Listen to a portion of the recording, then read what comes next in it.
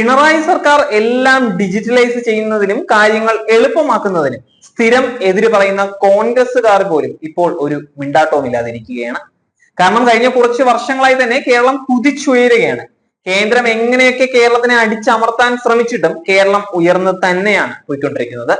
വയനാടിന് വേണ്ടിയും കേന്ദ്രം ഒന്നും തരാതെ കേരളത്തിനെ ദുരിതത്തിലാക്കിയത് നമ്മൾ അനുഭവിച്ച കാര്യം തന്നെയാണ്.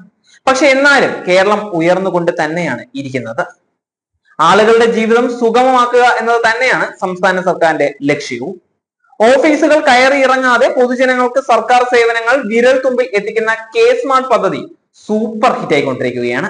പഞ്ചായത്തുകളിൽ കൂടി പദ്ധതി വ്യാപിപ്പിച്ചതോടെ ഉപഭോക്താക്കളിൽ വൻ വർധനവാണ് ഇപ്പോൾ ഉള്ളത്. സമൂഹ മാധ്യമങ്ങളിലും ട്രെൻഡാണ് കെ സ്മാർട്ട്. ജനന മരണ സർട്ടിഫിക്കറ്റുകൾ ഉൾപ്പെടെയുള്ള എല്ലാ സർട്ടിഫിക്കറ്റുകളും ഓഫീസുകളിൽ ചെല്ലാതെ സ്വന്തമാക്കാം എന്നത് തന്നെയാണ് കെ സ്മാർട്ടിന്റെ പ്രത്യേകത. സംസ്ഥാനത്തെ എല്ലാ പഞ്ചായത്തിലും കെ സ്മാർട്ട് വ്യാപിപ്പിച്ചതോടെ വലിയ സ്വീകാര്യതയാണ് ഇപ്പോൾ ഈ പദ്ധതിക്ക് ലഭിച്ചുകൊണ്ടിരിക്കുന്നത്. മിനിറ്റുകൾ കൊണ്ട് കെട്ടിട ഭൂനികുതികളും വിവാഹ സർട്ടിഫിക്കറ്റുകളും ഭൂമിയിൽ എവിടെ നിന്ന് അപേക്ഷിച്ചാലും നമുക്ക് ലഭിക്കും.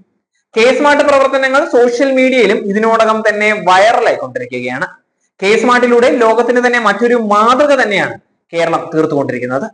ഇന്നലെ തദ്ദേശ ഭരണ വകുപ്പ് ലോഞ്ച് ചെയ്ത കെ സ്മാർട്ട് ഓൺലൈൻ സേവനത്തിന്റെ വേഗതയും കാര്യക്ഷമതയും അഭിനന്ദിച്ചിരിക്കുകയാണ് മാതൃഭൂമി എക്സിക്യൂട്ടീവ് എഡിറ്റർ രാജീവ് ദേവരാജ്.